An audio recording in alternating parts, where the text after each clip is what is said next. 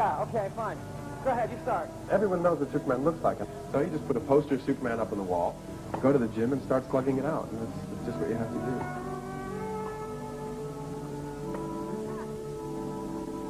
If you try really hard, you can see a wall ahead of you, and you run, and you run, and you run. You try to jump the wall to get the other side. You know what's on the other side? Just another wall. So, you know, there's no point in hurrying. Do you think you're really going to be able to keep that sort of philosophical look on things? The only thing that's important is that if you continue to set challenges, if you think you've jumped the last wall and there's no more challenges, then your life's boring. Then there's nothing left to do, and I think you might as well quit.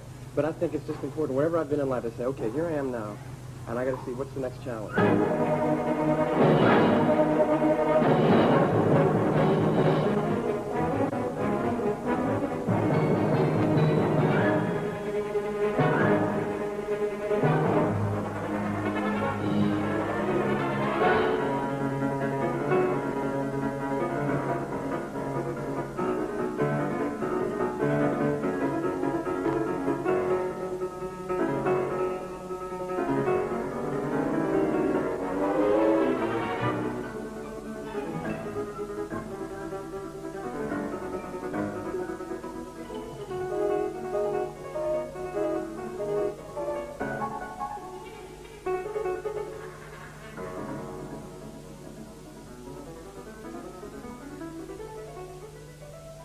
I'm not an athlete, you know. I'm not an athlete, but I play for fun, you know. It's just it's a good way to sort of relax and take it easy. You know, I'm not very competitive. When I was a kid, when I was growing up, I never liked to be in the team sports where you had to beat the other person. You know, we had to be better than somebody else. I went for individual sports like skiing, you know, downhill skiing.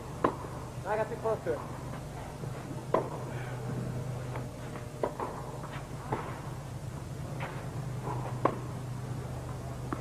There is something about the competitiveness that just doesn't come naturally to me.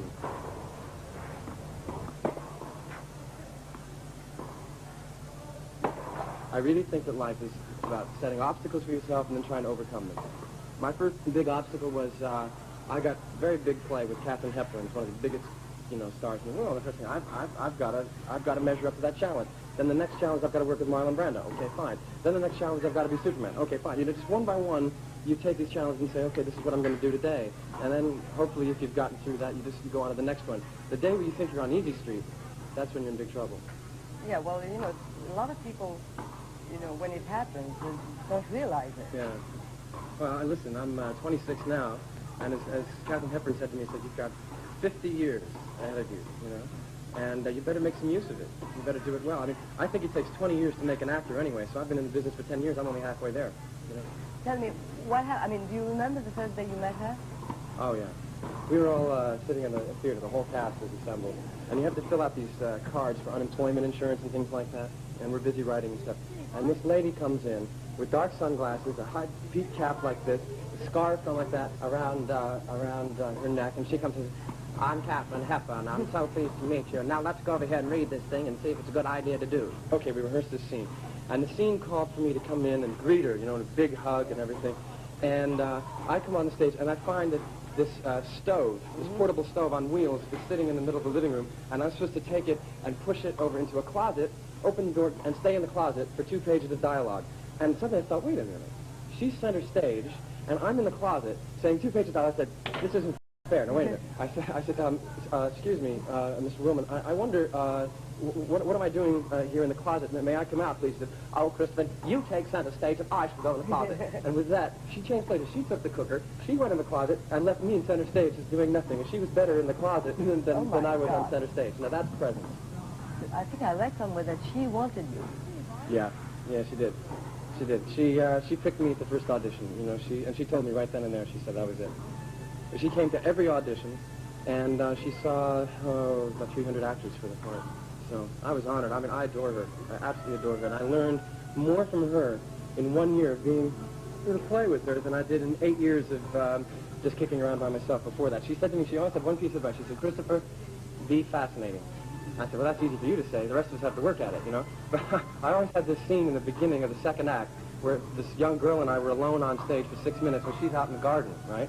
Now, Kay Herpin, she wouldn't go off stage and stay in her dressing room. She's standing there off stage, watching in the wings, just watching right through the crack of the hole. And just before I'd be on stage getting ready and stuff, and just before the curtain would go, she'd say, "Be fascinating, Christopher, be fascinating." Oh, God, you know. Stand back, please. Stand back. It's all right. Nothing to get worried about.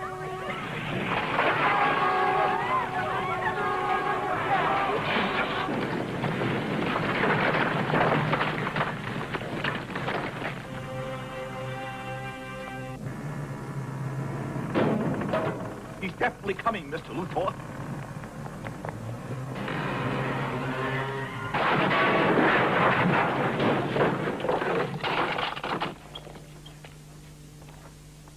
It's open. Come in. My attorney will be in touch with you about the damage to the door. Otis, take the gentleman's key.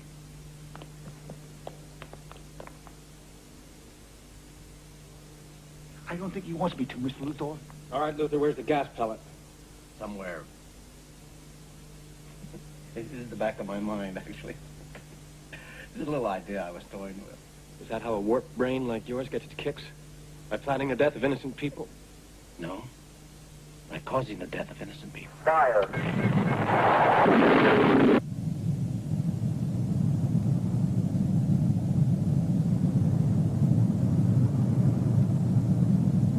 What seems to be true about Superman is that he's outlasted. So, I mean, he started in 1938 and he stuck around. I mean, copies of Superman magazines used to go with the soldiers into the trenches in World War II. You got your K rations and a shovel and, you know, army clothes and Superman. For morale. Look, you know, you couldn't grow up in the 50s without being aware that there was a Superman. I knew that Eisenhower was the president. There was a Superman. Y.A. Tittle was the quarterback for the Yankees, for the Giants, you know.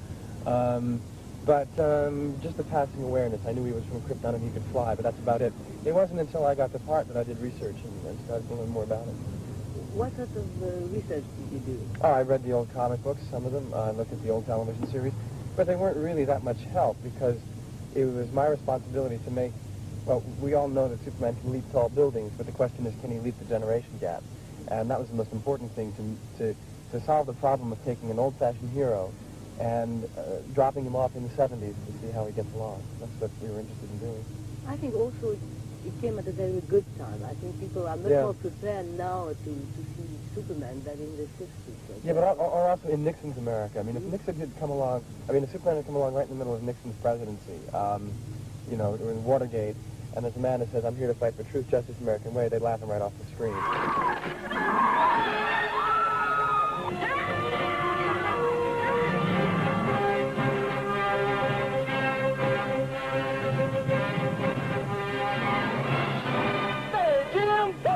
Excuse me. That's a bad outfit. Whoa. Okay, great, Larry. What's up there? What the hell's that? Easy, miss. I've got you. You've got me? Who's got you?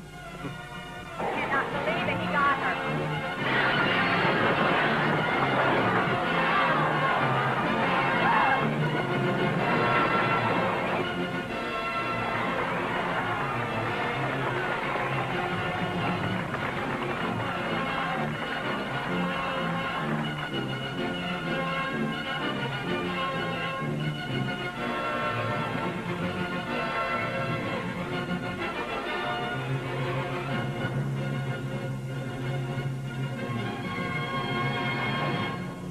Gentlemen, this man needs help. Well, I certainly hope this little incident hasn't put you off flying, miss. Statistically speaking, of course, it's still the safest way to travel. Right. Wait! Who are you? A friend. And while nobody can move mountains, Superman can help you to think about moving your own personal mountain. I don't care about the heroics. He's not a one-man vigilante force that goes around knocking villains' heads together. You know, he's a man, as I see him, he's a pacifist. He's a man who is there simply to help. He doesn't preach. He's not nauseatingly wholesome. He's someone there simply to say, listen, this is what works for me. I tell the truth. I believe in things. He's an innocent among the cynics. You know, he's a man who's able to maintain a naive outlook on life.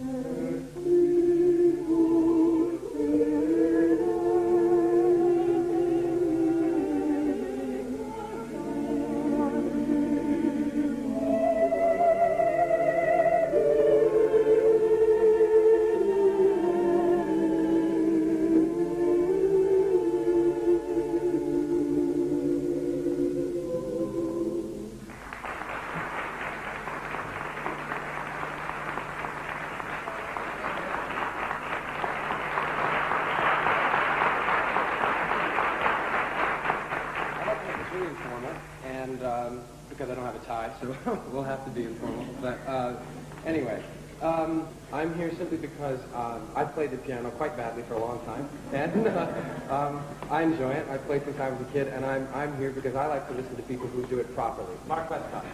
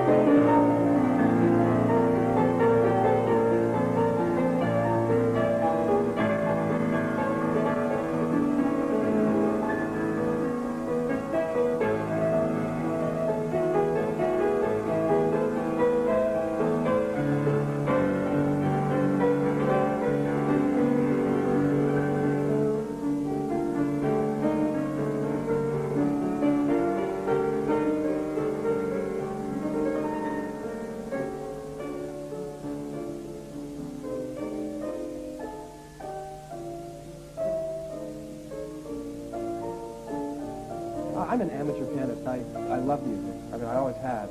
I mean, I have no technique whatsoever. I just love it. And so I play just for myself. It's like therapy. Every day when I come home from work, I'd sit down and play, and I'd play Rob and play.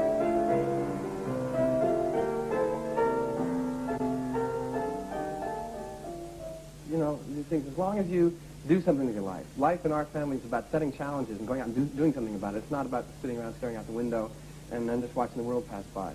We're a fairly ambitious family, not competitive, you know. We don't have to beat the other guy, but simply set stages. Well, always do better. Always set a challenge, I think. Martha, are you thinking what I think you're thinking? We could say he's the child of my cousin in North Dakota, and just now orphaned. Oh, Martha. Jonathan, he's only a baby. Martha, now you saw how we found him, you know. Martha, Clark, Kent, are you listening to what I'm saying?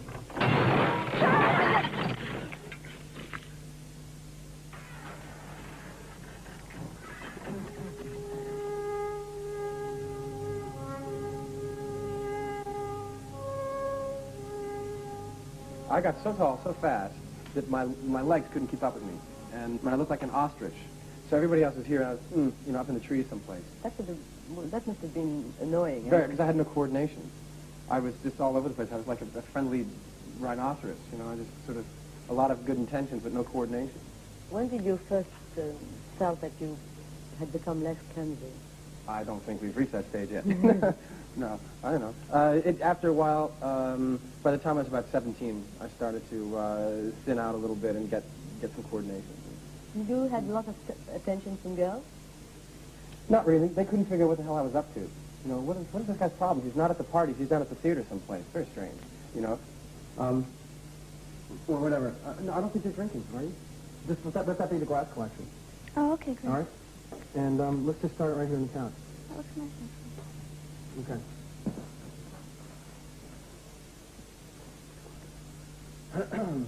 Confidence in yourself as a person. Now, I'm basing that fact on a number of your remarks You look around you, Laura. What do you see? Huh? You see a world full of common people, all of them born, all of them going to die. Now, which of them has 1/10 of your strong points? Or mine? Or anybody else's, for that matter.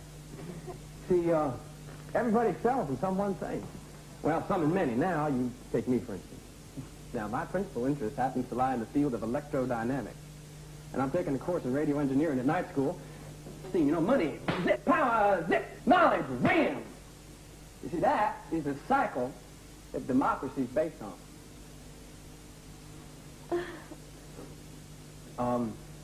I guess you kind of figure that I think a lot of myself. Oh, no.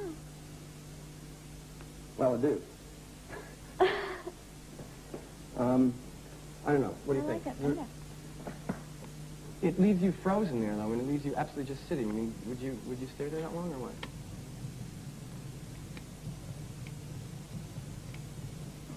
I stumbled into it through singing, as a matter of fact, as a boy soprano. I had a good voice. I don't know what happened to it, but, you know, it was good when I was a soprano. That's the end of my singing career. But so that was when I was about 9. And then I made up my mind to do it professionally by the time I was 14. And I joined the union when I was 15.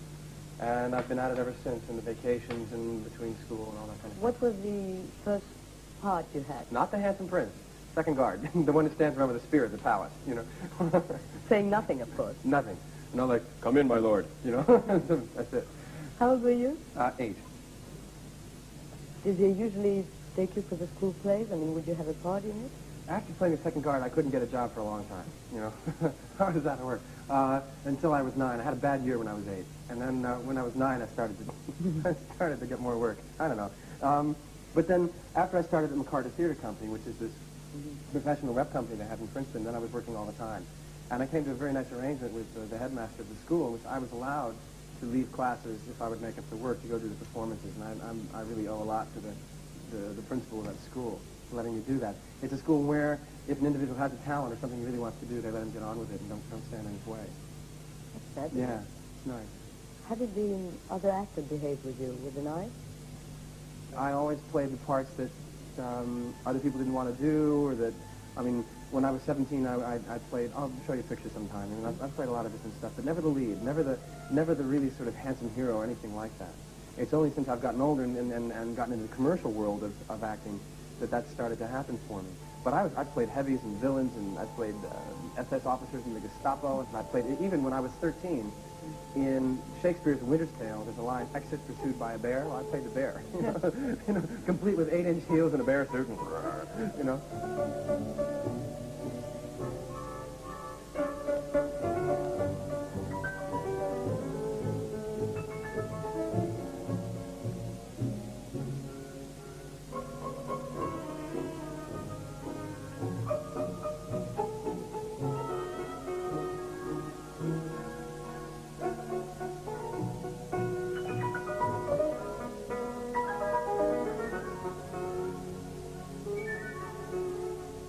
Well, you met another, you know, star with a big S, with Superman, with Brando. That was Brando, yeah. Listen, Brando was marvelous. He didn't live up to his lousy publicity. I mean, everybody sort of comes to this, you know, now this is like a tidal wave is coming, and everyone, the earth trembles when Brando's approaching. Nothing at all. The first day of work, you know, I was there, and I thought, how am I going to meet this man? I don't want to just sort of bump into him in the hall and say, oh, hi, Marlon, how you doing? You know, I didn't know how it was going to happen, so I just decided to sort of sit down and relax and see what was going on. He came straight over to my chair. He walked on the set, came straight over to my chair and said, hello, I'm Marlon. I've heard so much about your screen test. I'm looking forward to working with you, and good luck. I went back to my dressing room. There was champagne and caviar from Fortnum & Mason's, a handwritten note saying, I wish you the best of luck now and in the rest of your career. He invited me over to his house for dinner, out to Tramps, and he had 2 pieces of advice. He said, first of all, this is your movie, and take it, which I think is damn nice coming from somebody who's got top billing. And he also said, don't kill yourself doing the stunts. Don't be a hero. And I said, that's a little strange. I just got hired to play a hero. And he said, listen, when I was your age, they hired me to do Viva Zapata, in which I was to ride a bucking bronco. And I said, listen, no problem. Bring on the horse, whatever. Okay, so they bring on this absolutely incredible, wild bucking bronco. Never been ridden before. They put a cinch on him. The horse is going berserk. Marlon gets on the horse. 2 seconds, and he's on his head in the dirt. You know, just complete wipeout.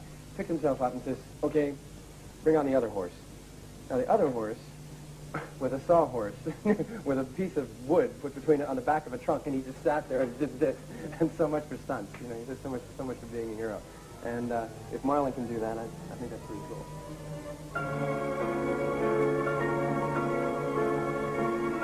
When I was in California last time, I was out in Venice. I always had everybody's on roller skates now. You go to the boardwalk.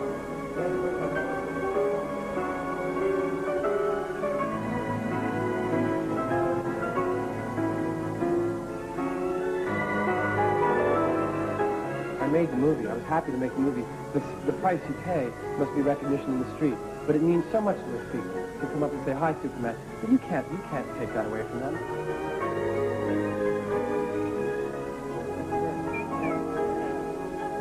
Wait a minute. Let's try again the other side, okay? The camera now?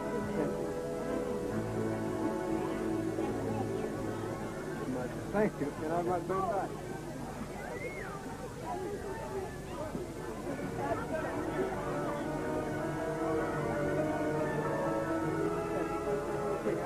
I'm not Superman. And as long as I understand that difference, there shouldn't be any problem. I think the most important sort of breakthrough that happened for me was with playing opposite Katharine Hepburn on Broadway. When suddenly out of 400 people who auditioned, and she saw almost all of them, on one reading, she stopped me on my way out of the theater. She said, "You're going to be my grandson." And I spent a year with her, and that was really my start. The rest was just apprenticeship.